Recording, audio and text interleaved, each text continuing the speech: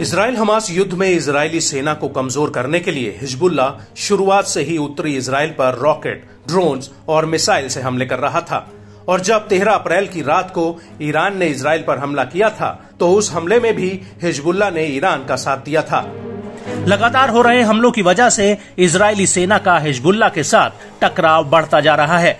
हालांकि आईडीएफ ने लेबनान के भीतर एयर स्ट्राइक कर हिजबुल्ला और हमास के कई बड़े नेताओं और कमांडरों को ढेर किया है, जिसकी वजह से हिजबुल्ला इजरायली सेना पर और ज्यादा भीषण हमले कर रहा है।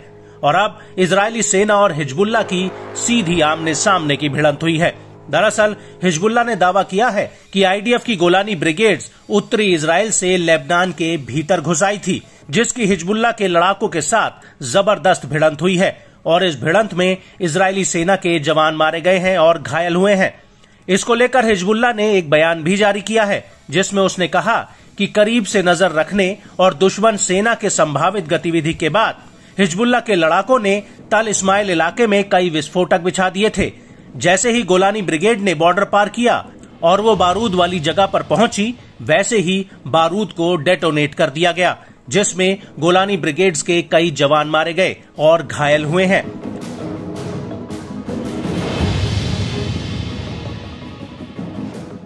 वहीं दूसरी तरफ इजरायली मीडिया ने भी आईडीएफ के जवानों के घायल होने की बात कही है।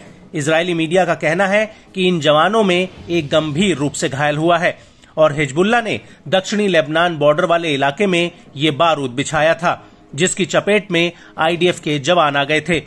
इजरायली न्यूज एजेंसी हारतेज ने भी अपनी एक रिपोर्ट में कहा है कि इजरायली सेना की दक्षिणी लेबनान में गतिविधि के दौरान एक अज्ञात स्रोत के विस्फोटक में इजरायली सैनिक घायल हुए हैं।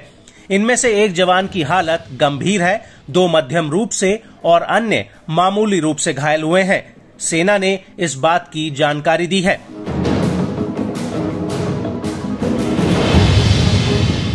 इजरायली मीडिया ने इस बात की भी पुष्टि की है कि घायल हुए जवान गोलानी और यलाम ब्रिगेड से ताल्लुक रखते हैं और इन जवानों को हेलीकॉप्टर के जरिए घटनास्थल से रेस्क्यू करके अस्पताल ले जाया गया है। इस सब के बीच आपको बता दें कि ये पहली बार नहीं है जब आईडीएफ को इस तरह के विस्फोटक वाले जाल में फंसाया गया हो।